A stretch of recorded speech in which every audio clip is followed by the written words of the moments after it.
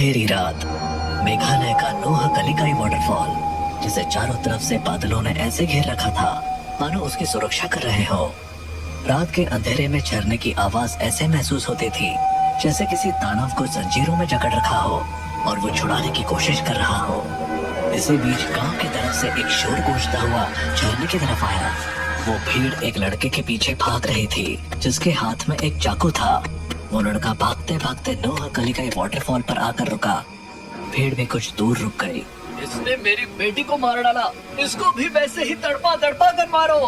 मारो मारो मारो मारो। अचानक उस लड़के को एक आवाज सुनाई दी, कूद जाओ, कूद जाओ, खत्म कर दो इस जीवन को, कूद जाओ, कूद जाओ।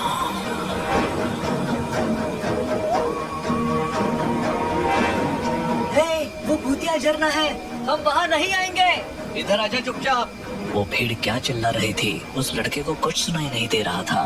उसको सिर्फ एक आवाज सुनाई दे रही थी, कूद जाओ, कूद जाओ, कूद जाओ, कूद जाओ। उस आवाज की इंटेंसिटी बढ़ती चली जा रही थी। कूद जाओ, कूद जाओ, कूद जाओ, कूद जाओ। आखिरकार वो लड़का कूद ही गया। हे भगवान, ये तो कूद गया। आज तक यहाँ कोई मरा नहीं था, आज ये मर गया। चलो वापस चलो, आज के बाद कभी कोई यहाँ लौटकर नहीं आएगा। वो सारी भीड़ अपने अपने घर को लौट गई। इस घटना के कुछ साल बाद मेघालय से लगभग 2000 किलोमीटर दूर दिल्ली में राजेश नाम का लड़का अपने माँ बाप को सोलो ट्रिप पर मेघालय जाने के लिए मना रहा था। सोलो ट्रिप मतलब अकेले जाएगा? तुझे हो क्या गया है राजेश? अरे माँ, सोलो ट्रिप का मतलब ये नहीं कि मैं सच में अकेला हूँ। आजकल ग्रुप ट्रिप होती है, ट्रैवल एजेंसी सब अरेंज करती है। तू हमें बेवकूफ समझता है क्या? पापा, मैं बच्चा नहीं हूँ और हम ग्रुप में जाएंगे जिसमें अजनबी लोग होंगे पर सबकी डेस्टिनेशन सेम होगी। फिर भी अजनबी लोगों के साथ कैसे भरोसा कर सकते हैं? माँ, हर कोई ट्रिप पर एंजॉय करने के लिए ही आता है। प्लीज मुझे रोकिए मत, मुझे जिंदगी में कुछ नया एक्सप्लोर करना है। काफी देर तक बहस के बाद राजेश ने अपनी माँ को गले लगाकर मना लिया। पिता थोड़े अनमने तो थे लेकिन उन्होंने भी अनुमति दे दी। ठीक है, लेकिन कोई गड़बड़ हुई तो सीधे घर वापस आना, समझे? जी पापा, बिल्कुल। अगले दिन राजेश ने अपना सफर शुरू किया।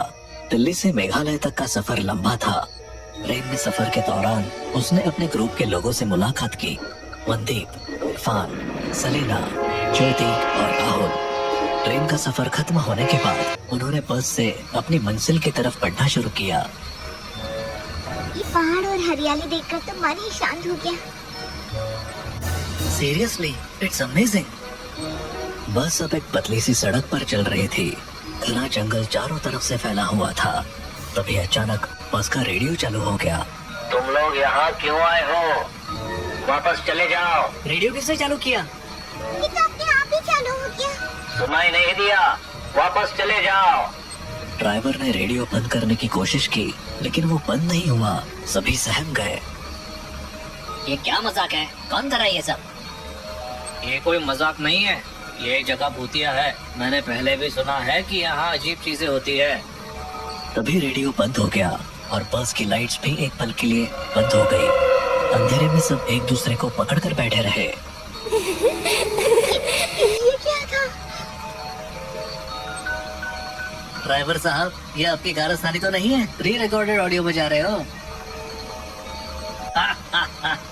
इरफान मियाँ, आपने तो हमारी चोरी पकड़ ली। मैं तो बस सफर का रोमांच बढ़ाने की कोशिश कर रहा था। रोमांच की जगह आपने हमारे दिल की धड़कन बढ़ा दी। ये तो मजाक था, पर उन लोगों को पता नहीं था कि ये तो शुरुआत थी। असली खौफ तो अभी बाकी था। सुबह का समय था और चिरापुंजी की ताजी हवा में एक अलग ही जादू था। बस से उतरते ही उनका स्वागत गाइड डेविड ने किया। आप लोग चेरापूंजी की असली खूबसूरती देखने आए हैं तो यकीन मानिए ये सफर आपको हमेशा याद रहेगा। लेकिन याद रखना, प्रकृति जितनी खूबसूरत है उतनी खतरनाक भी। आप तो शुरुआत में ही डरा रहे हैं। डरना मत, मैं साथ हूँ। चलिए चले। डेविड उन्हें एक एक जगह लेकर गया। हरियाली, अनगिनत झरने और लगातार गिरती बारिश ने उन सबको मंत्रमुग्ध कर दिया। बादलों के पीछे चलते हुए उन्हें ऐसा लग रहा था जैसे वो किसी जादुई दुनिया में आ गए हों। ये जगह तो सपनों जैसी है, मैं यही रहना चाहती हूँ। यहाँ सिर्फ घूमने में मजा है, रहना मुश्किल है। हमेशा बारिश जो होती है। जो भी हो, ये सफर जिंदगी भर याद रहेगा। घूमने के बाद वो एक छोटी सी ढाबे नुमा जगह पर बैठे। खाने पीने के बीच बातचीत शुरू हो गई और डेविड ने उन्हें नोह कलिकाई वाटरफॉल के बारे में बताया। आप लोग नोह कलिकाई वाटरफॉल के बारे में जानते हैं? बस इतना पता है कि ये एशिया का सबसे ऊंचा झरना है। ये सिर्फ झरना नहीं, इसके साथ एक खौफनाक कहानी भी जुड़ी है।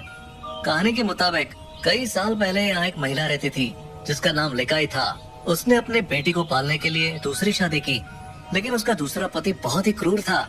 उसने लिकाई की बेटी को मारकर उसका मांस पका दिया। जब लिकाई को ये सच्चाई पता चली तो उसने इस झरने से कूदकर जान दे दी। तभी से इसे नोहक लिकाई वाटरफॉल कहते हैं। लोग कहते हैं कि यहाँ जाने वाले को आत्महत्या करने के ख्याल आते हैं, इसीलिए इसे भूतिया जगह माना जाता है। सभी के चेहरे पर डर और अजीब सी बेचैनी साफ दिख रही थी। God, this is horrifying. लेकिन क्या ये सच है? मैंने ये चीज फर्स्ट हैंड एक्सपीरियंस की है। मैं आपको वहाँ जाने की सलाह नहीं दूंगा। सभी ने उस जगह जाने की इच्छा जताई, लेकिन डेविड ने मना कर दिया। रात में सभी अपने कमरे में लौट आए, लेकिन राजेश के मन में उस जगह को देखने की इच्छा हो रही थी। उसने राहुल से बात की। राहुल, मुझे नोह कलिकाई वाटरफॉल जाना है, तुम मेरे साथ चलोगे? तुम पागल हो गए हो क्या? डेविड ने मना किया था ना। बस एक बार देखेंगे और लौट आ जाएंगे यार, प्लीज। ठीक है, पर जल्दी वापस आना होगा। रात के सन्नाटे में दोनों चुपके से होटल से निकलकर झरने तक पहुंच गए। झरने की गड़गड़ाहट और उसकी ऊंचाई देखकर वो दंग रह गए, लेकिन तभी उनके दिमाग में अजीब ख्याल आने लगे। कूद जाओ, कूद जाओ, ये जीवन बेकार है, कूद जाओ।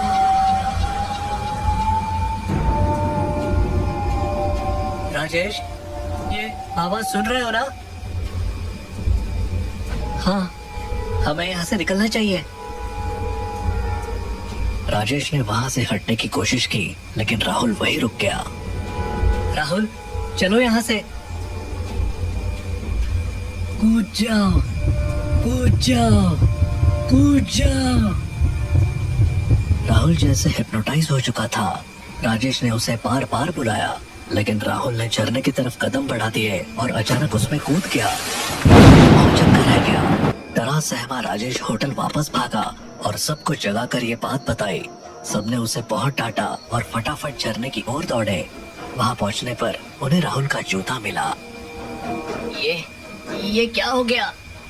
हमने सुना था लेकिन यकीन नहीं था ये सच है। अभी सबके दिमाग में वही आवाज गूंजने लगी।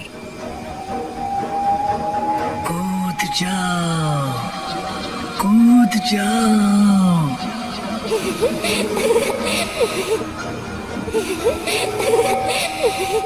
यहाँ से भागो, जल्दी। सभी लौटने लगे, लेकिन तभी सेलिना ने अचानक इरफान को झरने में धक्का दे दिया। सेलिना, तुमने ये क्या किया? मुझे भी वही आवाज सुनाई दे रही थी। मैं खुद कूदने वाली थी, लेकिन अचानक उसे मारने का ख्याल आया। सभी हैरान परेशान होकर सेलिना को लेकर होटल लौट आए। सेलिना झूठ बोल रही है, ये उसका सिर्फ बहाना है। मर्डर हुआ है, हमें पुलिस को बुलाना चाहिए। हाँ, सच पता चलेगा। ये कत्ल है, इसे छुपा नहीं सकते। मैं सच कह रही हूँ, आवाज मेरे दिमाग में गूंज रही थी। मुझे नहीं पता चला मैंने क्या किया। रुकिए, आप लोग समझ नहीं रहे हैं। ये घटना अजीब है, पर मैंने पहले भी ऐसा सुना है। नोहक लेकाई वाटरफॉल के पास जाने वाले पहले सिर्फ खुद को नुकसान पहुंचाते थे, पर कुछ साल पहले एक लड़के ने गांव में किसी का खून कर दिया और भागकर वही जाकर खुदकुशी कर ली। तब से वहां जाने वालों को आत्महत्या के ख्याल के साथ साथ किसी और को भी मारने के विचार आते हैं। ये जगह अब खतरनाक हो चुकी है। ये सब अंधविश्वास जैसा लगता है। आप माने या ना माने, लेकिन मैंने ये बात कई बार सुनी है। ये सब उस लड़के की आत्मा कर रही है। सभी के चेहरे पर डर का साया था। किसी ने सोचा नहीं था कि उनका सफर इस तरह एक पूरे सपने में बदल जाएगा। तभी ज्योति बोली, राजेश कहाँ है? वो यहाँ नहीं दिख रहा। क्या वो फिर से झरने की तरफ गया है? नहीं, हमें उसे रोकना होगा। सभी घबराए हुए झरने की ओर भागे। वहां पहुंचकर उन्होंने देखा कि राजेश झरने के बिल्कुल किनारे पर खड़ा था और ऐसा लग रहा था जैसे वो किसी से बात कर रहा हो। राजेश, वहाँ से हटो। क्या कर रहे हो? यहाँ आओ। तभी राजेश के पास एक साया दिखाई दिया। साया कुछ पल के लिए रुका और फिर गायब हो गया। राजेश ने सिर घुमाकर उनकी ओर देखा और धीरे धीरे वापस आ गया। राजेश, वहाँ क्या हो रहा था? मुझे ऐसा लग रहा था जैसे जैसे कोई मुझसे बात कर रहा हो। वो कह रहा था कि मैं यहाँ से मत जाऊं। वो मुझे रोक रहा था।